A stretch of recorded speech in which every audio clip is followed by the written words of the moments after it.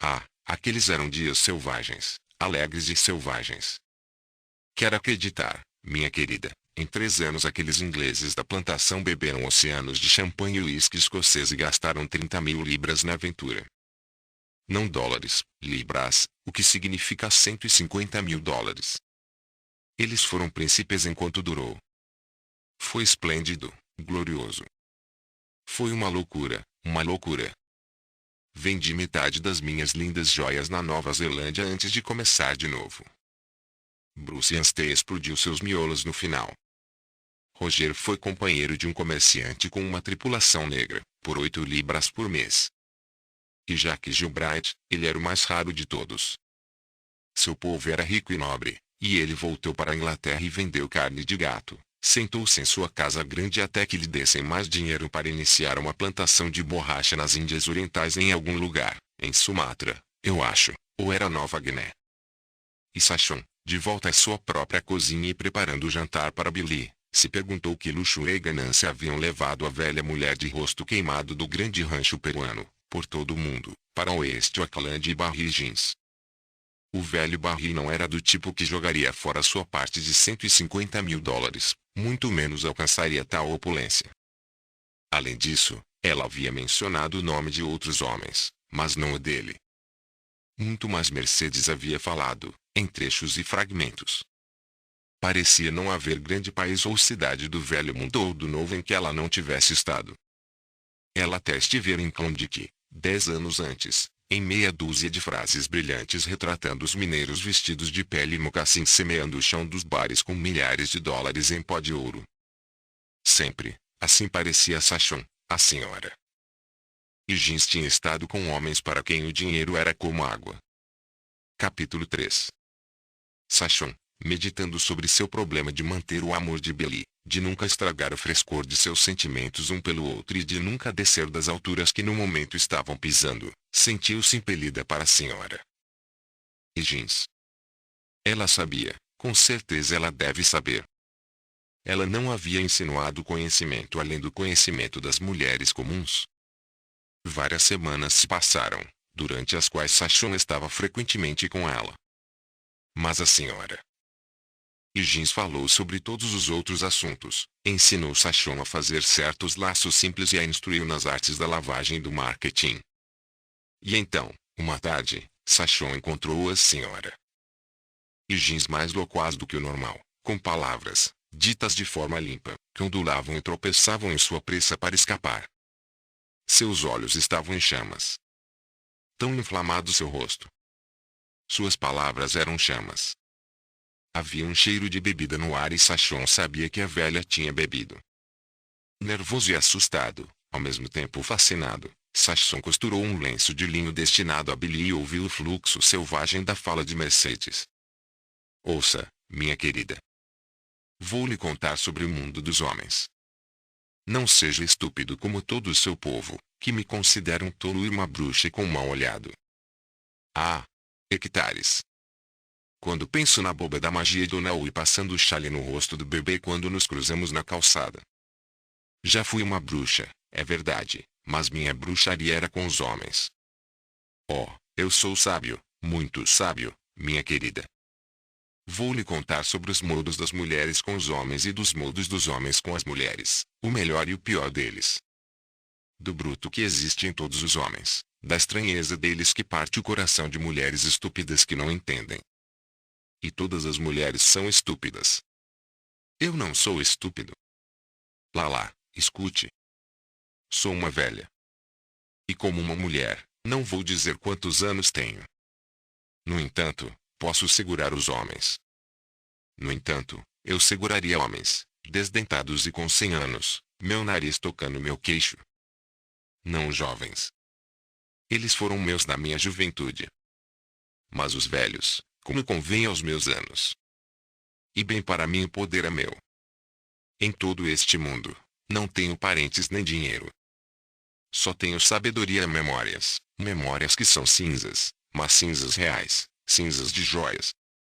Mulheres velhas, como eu, passam fome e tremem, ou aceitam a esmola e a mortalha do mendigo. Eu não. Eu seguro o meu homem.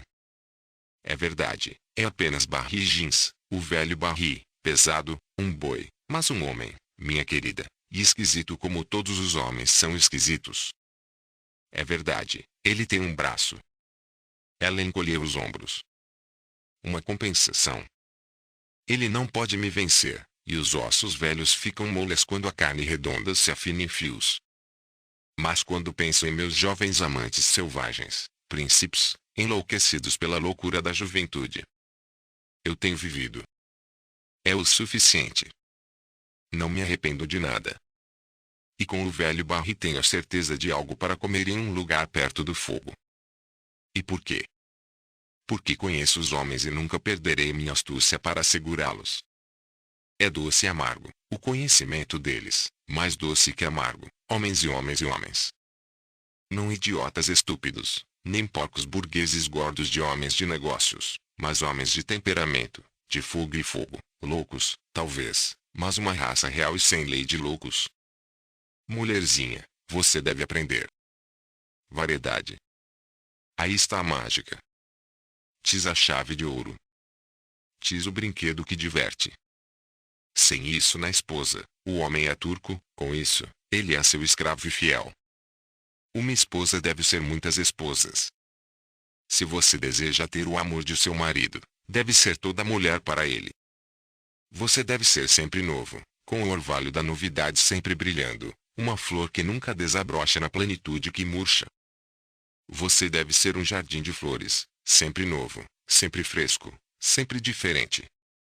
E em seu jardim o homem nunca deve colher o último de seus ramalhetes.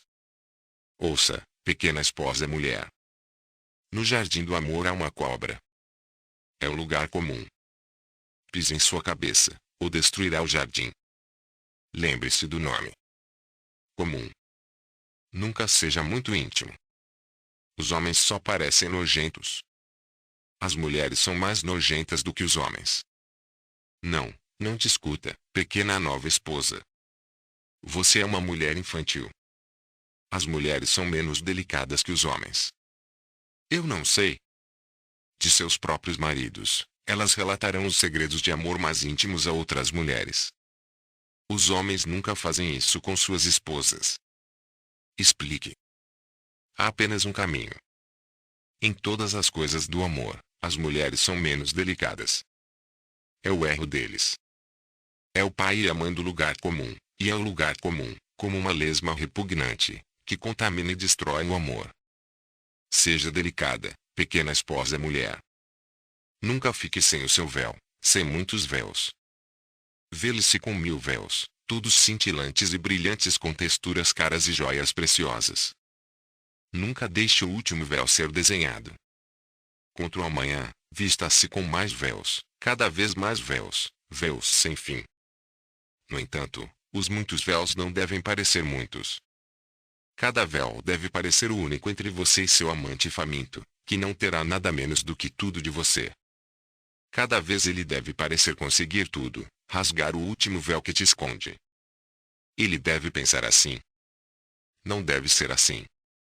Então não haverá saciedade, pois no dia seguinte ele encontrará outro último véu que lhe escapou. Lembre-se, cada véu deve parecer o último e único.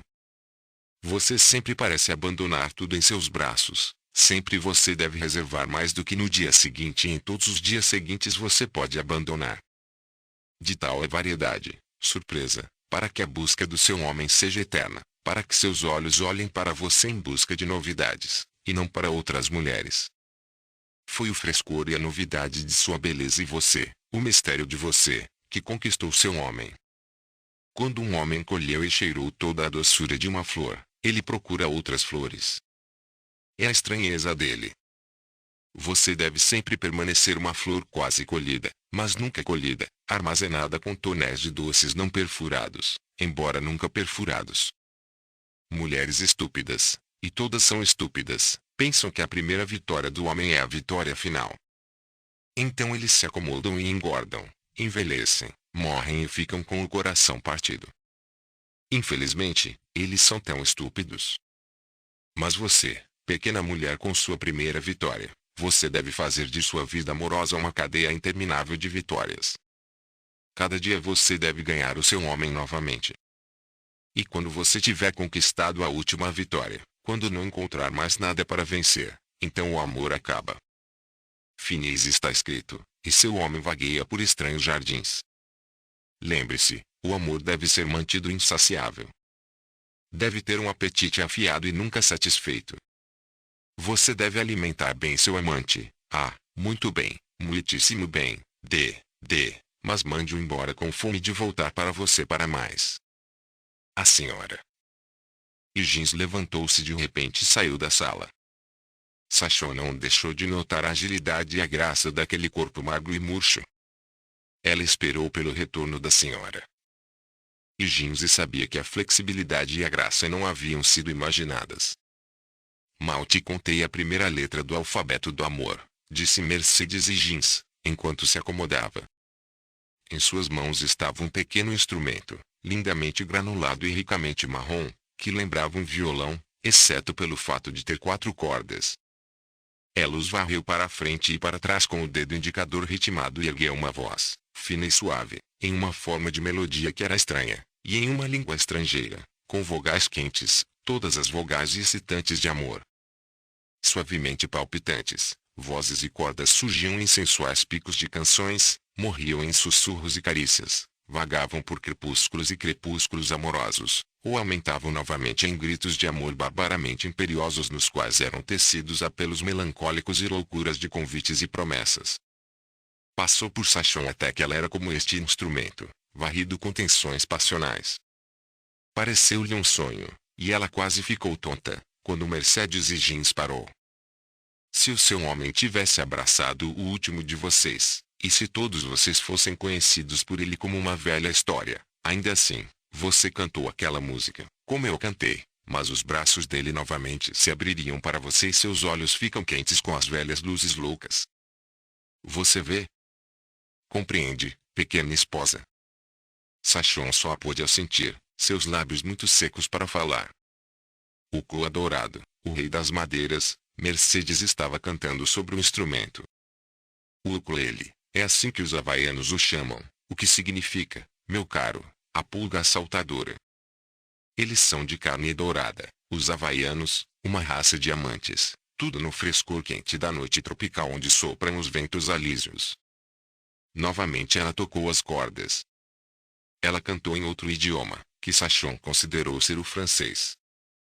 Era uma cadência alegre e diabólica, tropeçando e fazendo cócegas. Seus grandes olhos às vezes ficavam maiores e mais selvagens, e novamente se estreitavam em sedução e maldade. Quando terminou, olhou para Sachon em busca de um veredicto. Eu não gosto muito desse, disse Sachon. Mercedes encolheu os ombros. Todos eles têm seu valor, pequena mulher com tanto a aprender. Há momentos em que os homens podem ser conquistados com vinho. Há momentos em que os homens podem ser conquistados com o vinho da música, de tão esquisitos que são. Lá, tantas maneiras, tantas maneiras. Aí estão seus lindos, minha querida, suas guloseimas. São redes mágicas. Nenhum pescador no mar jamais emaranhou peixes com mais sucesso do que nós, mulheres, com nossos frágeis. Você está no caminho certo. Já vi homens enredados por um espartilho, nem mais bonitos, nem mais delicados do que esses seus que vi na linha. Chamei a lavagem de linho fino uma arte. Mas não é por si só. A maior das artes é a conquista dos homens. O amor é a soma de todas as artes, pois é a razão de sua existência. Ouvir. Em todos os tempos e épocas existiram mulheres, grandes sábias. Eles não precisavam ser bonitos. Maior que a beleza de toda mulher era a sabedoria delas. Príncipes e potentados se curvaram diante deles. Nações lutaram por eles. Impérios caíram por causa deles. As religiões foram fundadas sobre eles. Afrodite, Astarte, as adoradoras da noite, ouça, criança-mulher, das grandes mulheres que conquistaram mundos de homens. E depois disso Sachon ouviu, em um labirinto, o que quase parecia uma farrago selvagem, exceto que as estranhas frases sem sentido estavam repletas de significado vago e misterioso. ela captou vislumbres de profundidades inexprimíveis e impensáveis que insinuavam conotações sem lei e terríveis. A fala da mulher era uma torrente de lava, abrasadora e abrasadora, e as bochechas, testa e pescoço de Sachon ardiam com um rubor que aumentava continuamente.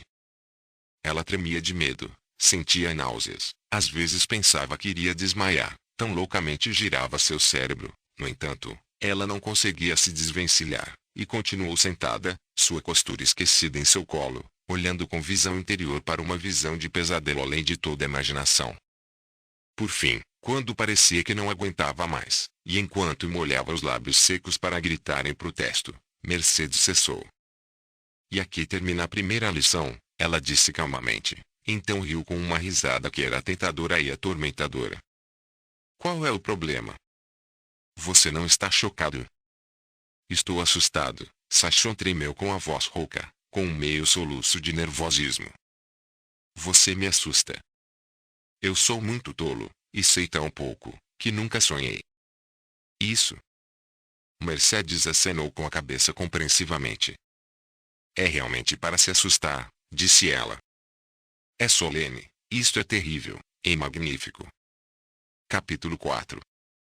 Sachon tinha tido olhos claros todos os seus dias, embora seu campo de visão fosse restrito. Perspicaz, desde sua infância com o taberneiro Cadi e a esposa bem-humorada, mas antimoral de Cadi, ela observou e, mais tarde, generalizou muito sobre sexo. Ela conhecia o problema pós-nupcial de manter o amor de um marido, como poucas esposas de qualquer classe, assim como conhecia o problema pré-nupcial de escolher um marido, como poucas moças da classe trabalhadora o conheciam. Ela havia desenvolvido por si mesma uma filosofia de amor eminentemente racional. Instintivamente, e também conscientemente, ela se voltou para a delicadeza e evitou os perigos do habitual e do lugar comum. Ela estava perfeitamente ciente de que, ao se desvalorizar, também desvalorizava o amor. Nunca, nas semanas de sua vida de casados, Billy a achara desleixada, irritadiça ou letárgica. E ela havia deliberadamente permeado sua casa com sua atmosfera pessoal de frieza, frescor e igualdade. Ela também não ignorava recursos como surpresa e charme. Sua imaginação não estava adormecida e ela nascera com sabedoria. Em Billy, ela ganhara um prêmio e sabia disso. Ela apreciou a dor de seu amante e ficou orgulhosa. Sua generosa liberalidade, seu desejo de tudo do melhor, sua própria limpeza pessoal e cuidado consigo mesma ela reconheceu como muito além da média. Ele nunca foi grosseiro. Ele tratava a delicadeza com delicadeza, embora fosse óbvio para ela que a iniciativa em todos esses assuntos era dela e sempre deveria ser dela. Ele estava em grande parte inconsciente do que fez e por quê. Mas ela sabia com toda a clareza de julgamento. E ele era um grande prêmio entre os homens. Apesar de sua visão clara do problema de manter Billy como amante, e apesar do considerável conhecimento e experiência dispostos diante de sua visão mental, Mercedes Higgins havia aberto diante dela um panorama muito mais amplo. A velha havia verificado suas próprias conclusões, dado suas novas ideias, consolidado as antigas e até enfatizado com selvageria trágica a importância de todo o problema. Muito Sachon se lembrava daquela pregação louca, muito ela adivinhou e sentiu, e muito estava além de sua experiência e compreensão. Mas as metáforas dos véus e das flores, e as regras de entrega ao abandono com sempre mais a abandonar, ela compreendeu completamente e foi capaz de formular uma filosofia de amor maior e mais forte. À luz da revelação, ela reexaminou a vida de casada de todos os que ela já havia conhecido e, com uma definição nítida como nunca antes, ela viu onde e por que tantos deles falharam. Com ardor renovado, Sachon dedicou-se à sua casa, às suas belezas e aos seus encantos. Ela comercializava com um desejo mais aguçado pelo melhor, embora nunca ignorasse a necessidade de economia. Das páginas femininas dos suplementos de domingo e das revistas femininas na sala de leitura gratuita a 2 quarteirões de distância, ela colheu muitas ideias para a preservação de sua aparência. De modo sistemático ela exercitava as várias partes de seu corpo, e um certo período de tempo todos os dias ela empregava em exercícios faciais e massagens com o propósito de manter a redondeza e o frescor, a firmeza e a cor. Billy não sabia. Essas intimidades da toilette não eram para ele. Os resultados, apenas, eram dele. Ela desenhou livros da Biblioteca Carnegie e estudou fisiologia e higiene, e aprendeu uma miríade de coisas sobre si mesma e os métodos de saúde da mulher que ela nunca havia aprendido por Sarah, as mulheres do asilo de órfãos, nem pela senhora Cady. Após um longo debate, ela assinou uma revista feminina, cujos padrões e lições ela decidiu serem os mais adequados ao seu gosto e bolsa. As revistas da outra mulher ela teve acesso na sala de leitura gratuita, e mais de um padrão de renda e bordados ela copiou por meio de papel vegetal.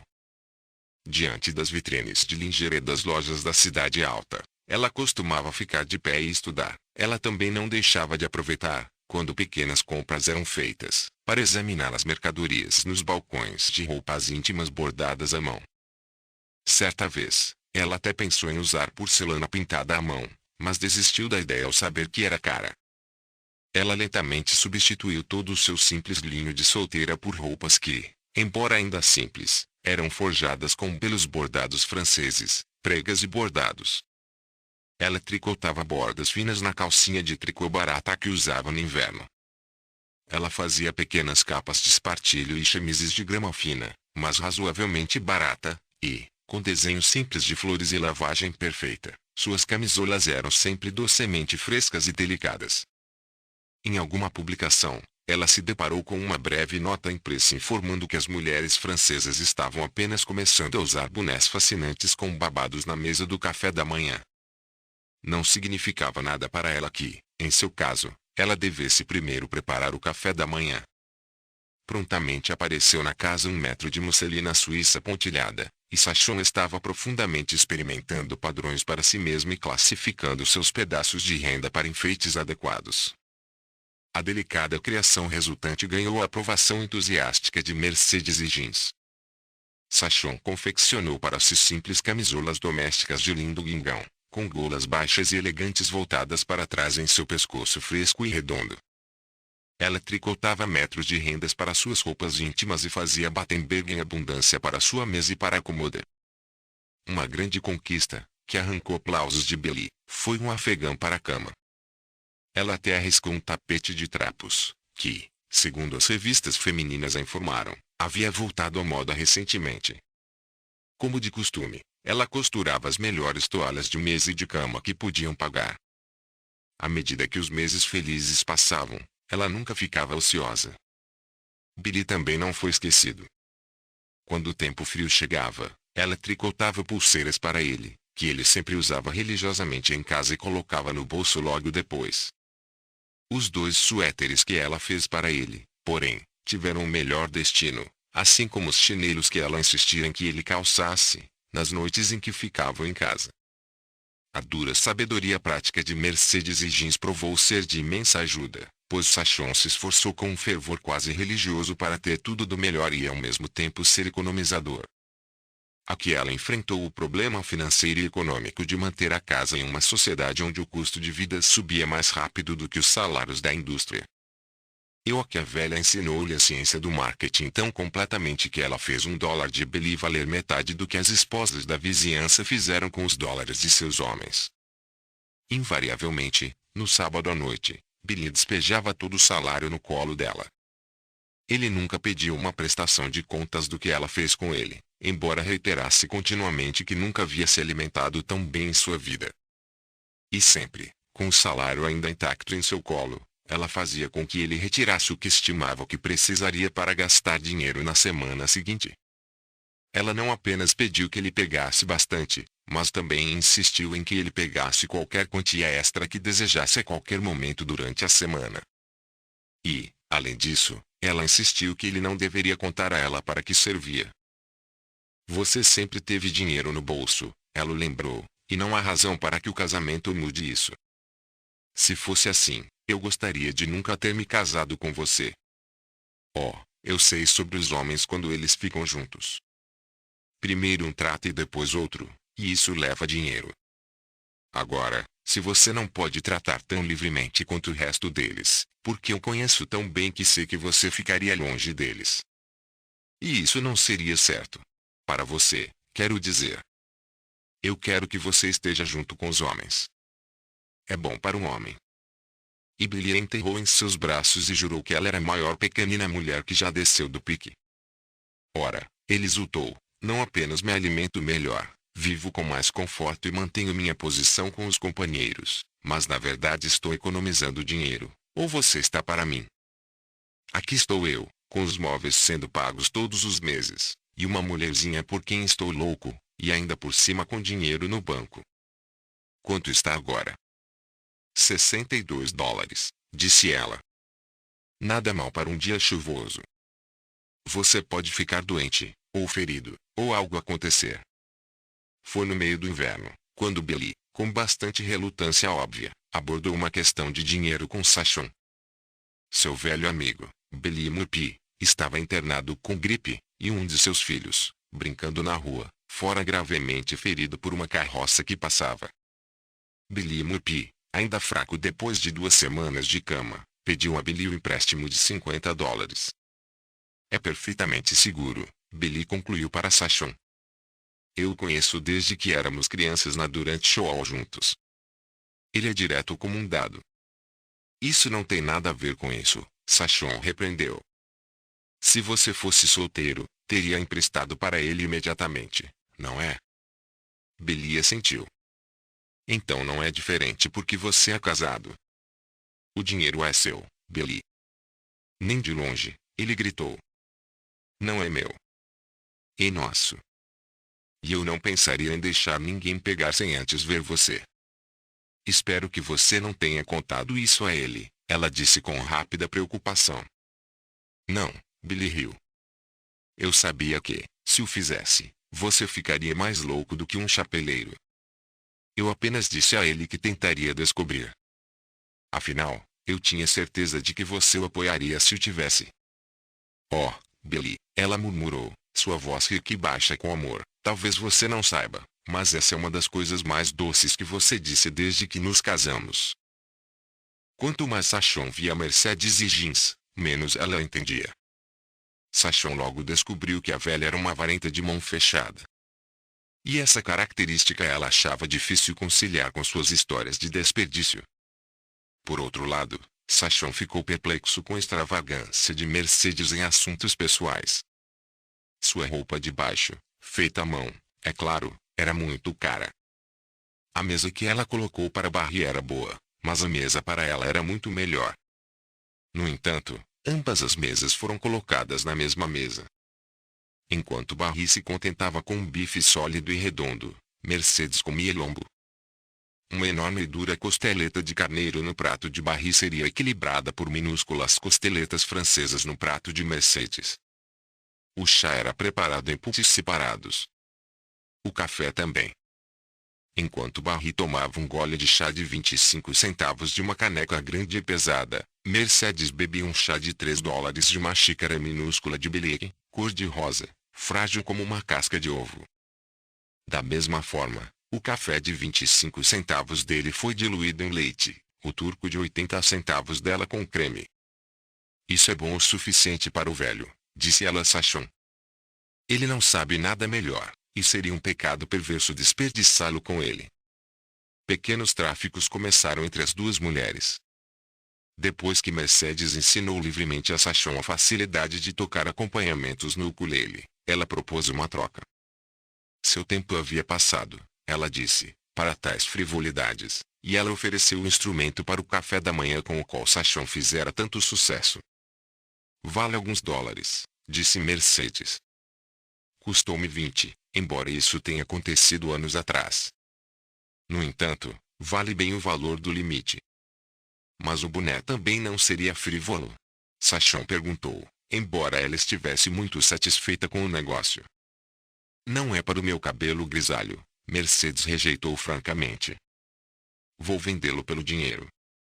Muito do que faço, quando o reumatismo não está enlouquecendo meus dedos, eu vendo.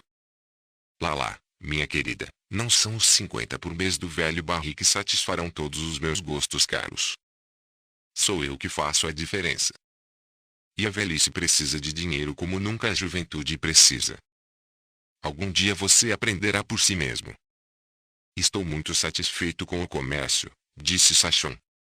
E farei outro gorro quando puder reservar o suficiente para o material. Faça vários, aconselhou Mercedes. Vou vendê-los para você, mantendo, é claro, uma pequena comissão pelos meus serviços.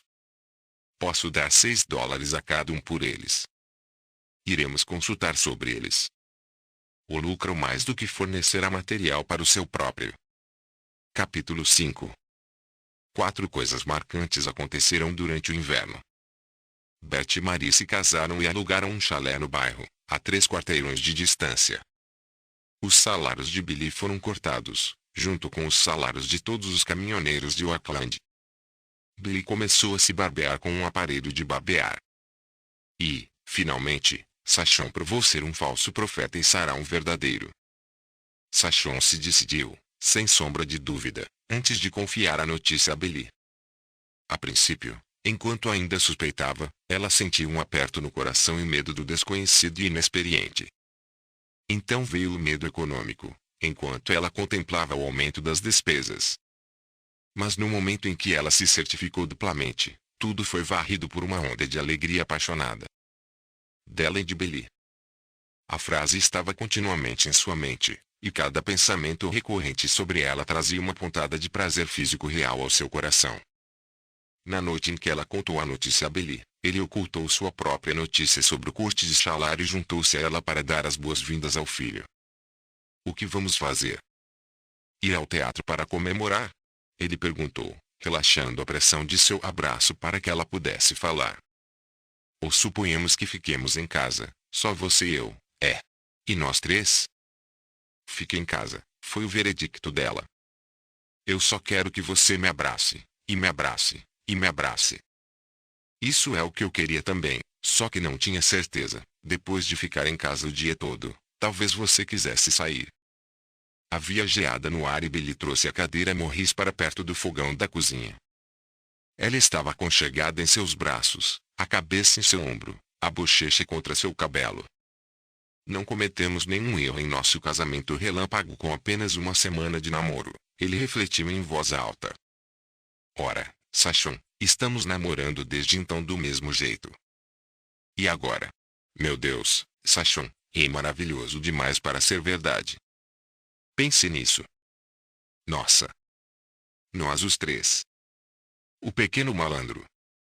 Aposto que vai ser um menino. E não vou aprender a levantar os punhos e cuidar de si mesmo. E nadando também. Se ele não souber nadar até os 6 anos. E se ele for uma menina? Ela vai ser um menino, Billy retorquiu, juntando o seu uso lúdico dos pronomes. E ambos riram e se beijaram, e suspiraram de contentamento. Vou virar beliscão, agora, anunciou ele, depois de um bom intervalo de meditação. Sem mais bebidas com os meninos. Sou eu para o vagão de água. E vou diminuir o fumo. Não vejo por que não consigo enrolar meus próprios cigarros. São 10 vezes mais baratos do que os feitos sob medida. E posso deixar a barba crescer. A quantidade de dinheiro que os barbeiros tiram de um sujeito em um ano manteria um bebê. Apenas deixe sua barba crescer, senhor Roberts, e eu vou conseguir o divórcio, Sachon ameaçou. Você é muito bonito e forte com um rosto suave. Eu amo demais o seu rosto para cobri-lo. Oh, querida. Meu querido. Billy, eu nunca soube o que era felicidade até vir morar com você. Nem eu também. E sempre vai ser assim? Você pode apenas apostar, ele assegurou a ela. Achei que seria feliz casada, continuou ela, mas nunca sonhei que seria assim. Ela virou a cabeça em seu ombro e beijou sua bochecha. Billy, não é felicidade. É o paraíso. E Billy resolutamente não divulgou o corte nos salários. Só 2 semanas depois, quando entrou em vigor, e ele derramou a quantia diminuída no colo dela, ele a entregou. No dia seguinte, Bert e Marie, já casados há um mês, jantaram com eles no domingo e o assunto foi discutido.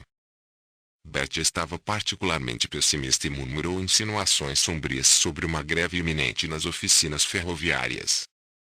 Se todos calassem a boca, estaria tudo bem, criticou Marie. Esses agitadores sindicais prejudicam a ferrovia. Eles me dão câimbras, a maneira como se intrometem e provocam problemas. Se eu fosse o chefe, cotaria o salário de qualquer homem que os ouvisse. No entanto, você pertencia ao sindicato dos trabalhadores da lavanderia, Sachon repreendeu gentilmente. Porque eu tinha que fazer ou não conseguiria trabalho. E muito bom isso já me fez. Mas olhe para Billy, Bert argumentou. Os caminhoneiros não estão dizendo uma palavra, nem um pio, e tudo lindo, e então, bang, bem no pescoço, um corte de 10%. Oh, inferno, que chance nós temos? Nós perdemos. Não sobrou nada para nós neste país que construímos e nossos pais e mães antes de nós. Estamos todos despedaçados.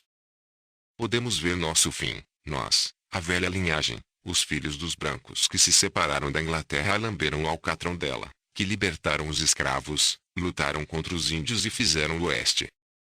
Qualquer gente com meio olho pode ver isso chegando. Mas o que vamos fazer a respeito? Sachon questionou ansiosamente. Lutar. Isso é tudo. O país está nas mãos de uma gangue de ladrões. Olhe para o Pacífico Sul. Ele administra a Califórnia. Ah, ratazanas, Bert, Billy interrompeu. Você está falando através de sua tampa. Nenhuma ferrovia pode comandar o governo da Califórnia. Você é um idiota, Bert zombou.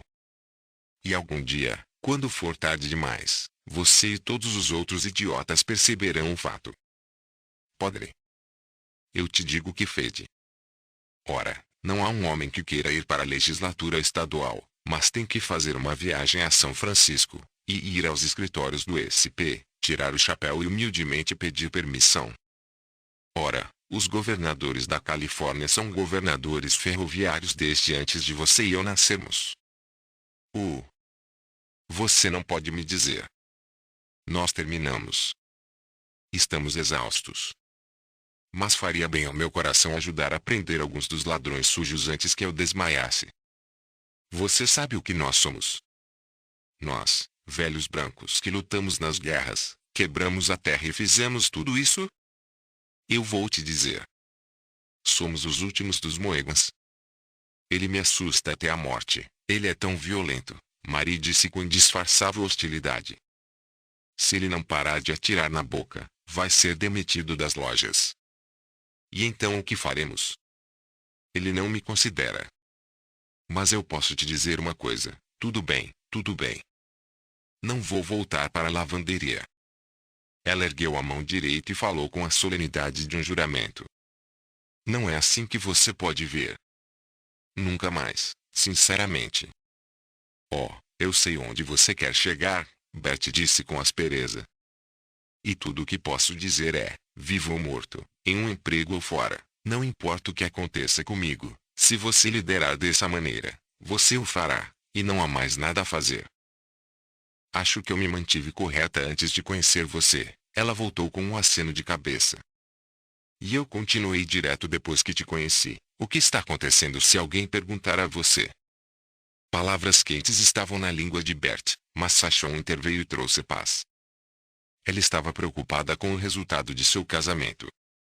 Ambos eram tensos, ambos eram rápidos e irritáveis, e seus confrontos contínuos não eram um bom presságio para o futuro. O aparelho de barbear foi uma grande conquista para Sachon. Em segredo, ela conversou com um balconista que conhecia na loja de ferragens de Pierce e fez a compra.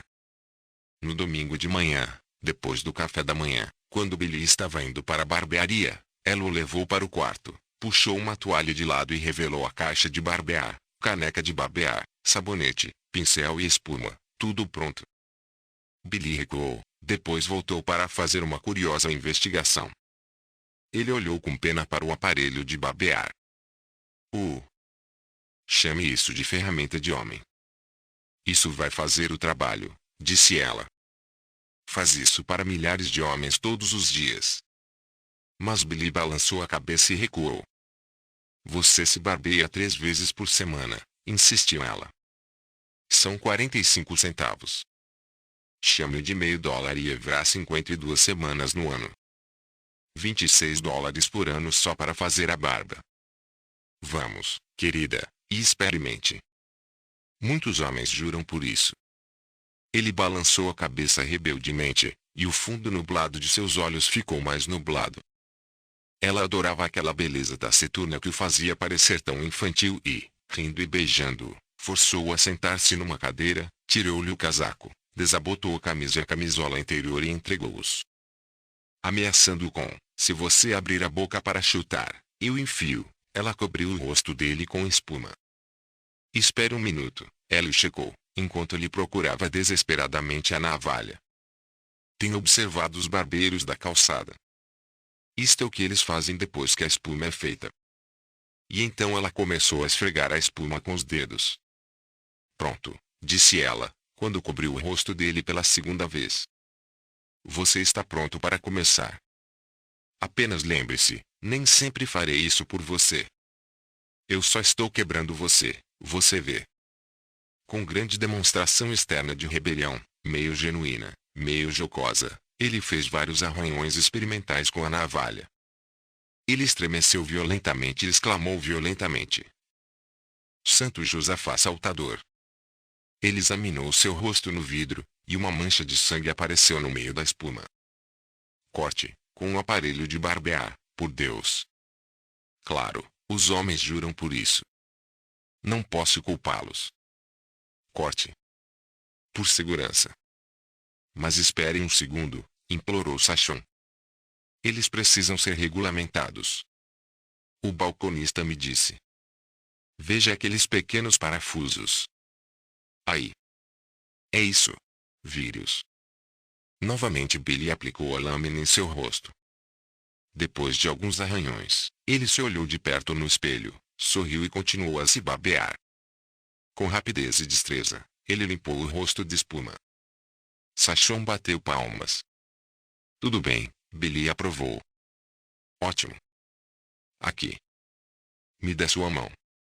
Veja o bom trabalho que fez. Ele começou a esfregar a mão dela contra sua bochecha. Sachon se afastou com um pequeno grito de decepção, então o examinou de perto. Não raspou nada, disse ela.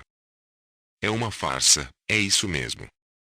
Corta o couro, mas não o cabelo. Eu para o barbeiro. Mas Sachon foi persistente.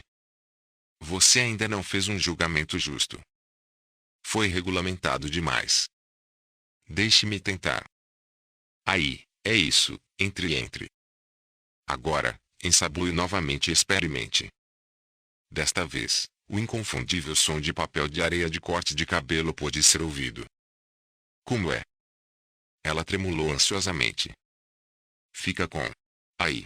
Cabelo, grunhiu Billy, franzindo a testa e fazendo caretas. Mas, puxa, diga, aí, puxa como são eu. Fique com isso, ela incentivou. Não desista do navio, grande índio com scalp. Lembre-se do que Bert diz e seja o último dos Mohegans. Ao fim de 15 minutos enxagou o rosto e secou-o, suspirando de alívio. É um barbear, de certa forma, Sachon, mas não posso dizer que estou preso nisso. Isso tira o nervo. Estou fraco como um gato. Ele gemeu com a descoberta repentina de um novo infortúnio. Qual é o problema agora? Ela perguntou. A nuca. Como posso raspar a nuca? Vou ter que pagar um barbeiro para fazer isso. A consternação de Sachon foi trágica, mas durou apenas um momento. Ela pegou o pincel na mão. Sente-se, Billy. O que você? Ele perguntou indignado. Sim, meu. Se algum barbeiro é bom o suficiente para raspar seu pescoço, então eu também sou. Billy gemeu e gemeu na abjeção da humildade e da rendição, e deixou que ela fizesse o que queria. Pronto, e bom trabalho, ela o informou quando terminou. Tão fácil quanto cair de um tronco. Além disso, significa $26 por ano. E você vai comprar o berço, o carrinho de bebê, os cobertores de alfinetes e muitas coisas com ele. Agora sente-se quieto mais um minuto. Ela enxagou e secou a nuca dele e a polvilhou com pó de talco. Você é doce como um bebezinho limpinho, Billy Boy. O impacto inesperado e prolongado dos lábios dela na nuca dele o fez se contorcer com uma mistura de sentimentos nem todos desagradáveis. 2 dias depois, embora jurando no tempo intermediário não ter mais nada a ver com o instrumento do diabo, ele permitiu que Sachon o ajudasse a fazer a barba pela segunda vez. Desta vez foi mais fácil. Não é tão ruim, ele admitiu. Estou pegando o jeito. Está tudo no regulamento. Você pode raspar o mais rente que quiser e não mais rente do que deseja. Os barbeiros não podem fazer isso. De vez em quando eles me deixam com o rosto dolorido. A terceira barba foi um sucesso absoluto, e a felicidade culminante foi alcançada quando Sachon o presenteou com uma garrafa de Amamelis. Depois disso, ele começou a fazer proselitismo ativo. Ele não podia esperar a visita de Bert, mas levou a parafernália para a casa deste para demonstrar. Tivemos peitos todos esses anos, Bert, correndo o risco de coceira de barbeiro e tudo mais. Olha isso, hein? Veja a tomar posse. Suave como seda. Igualmente fácil. Pronto. 6 minutos no relógio. Você pode vencê-lo. Quando eu colocar minha mão, posso fazer isso em 3. Funciona no escuro. Funciona debaixo d'água. Você não poderia se cortar se tentasse. E economiza $26 por ano. Sachon descobriu, e ela é uma maravilha, eu lhe digo. Capítulo 6. O tráfico entre Sachon e Mercedes aumentou. Este último comandava um mercado pronto para todo o bom trabalho que Sachon poderia fornecer, enquanto Sachon estava ansioso e feliz com o trabalho. O bebê esperado e o corte no salário de Billy fizeram com que ela considerasse a fase econômica da existência mais seriamente do que nunca. Muito pouco dinheiro estava sendo depositado no banco, e sua consciência pesou a considerar o quanto ela estava gastando com as coisas necessárias para casa e para si mesma. Além disso, pela primeira vez em sua vida ela estava gastando o salário de outra pessoa. Desde menina estava acostumada a gastar os seus, e agora, graças a Mercedes, voltava a fazê-lo e, com os lucros, ensaiava aventuras mais caras e deliciosas em lingerie. Mercedes sugeriu, e Sachon executou e até melhorou, as coisas delicadas de fios e texturas. Ela fazia camisas de babados de linho puro, com suas próprias bordas finas e bordados franceses no peito e nos ombros, roupas íntimas de linho feitas à mão, e camisolas, fada e teia de aranha, bordadas, enfeitadas com renda irlandesa. Por instigação de Mercedes, ela executou um ambicioso e maravilhoso café da manhã pelo qual a velha devolveu seus $12 após deduzir a comissão. Ela estava feliz e ocupada a cada momento, nem a preparação para o pequeno foi negligenciada. As únicas roupas prontas que ela comprou foram 3 pequenas camisas de tricô. Quanto ao resto, tudo foi feito por suas próprias mãos, cobertores de alfinetes costurados com penas, jaqueta e gorro de crochê, luvas de tricô, gorros bordados, calcinhas finas de princesa de comprimento razoável, saias de baixo em cangas liliputianas absurdas, anáguas de flanela branca bordadas em seda, meias e botas de crochê, parecendo brotar diante de seus olhos com dedos rosados e contorcidos e panturrilhas rechonchudas, e por último, mas não menos importante, muitos quadrados deliciosamente macios de linho de olho de pássaro. Um pouco mais tarde, como obra-prima, ela foi culpada de um vestido de seda branca, bordado. E em todas as roupinhas, a cada ponto, ela costurava amor. No entanto, esse amor, tão incessantemente costurado, ela sabia quando começou a considerar e se maravilhar, era mais de Billy do que do novo pedaço de vida nebuloso e incompreensível que iludiu suas tentativas mais afetuosas de visão. Foi o comentário de Billy, enquanto examinava o guarda-roupa do ácaro e voltava ao centro nas pequenas camisas de tricô. Parecem mais uma criança de verdade do que o kit completo e caboodle. Ora, posso vê-lo naquelas camisas masculinas normais,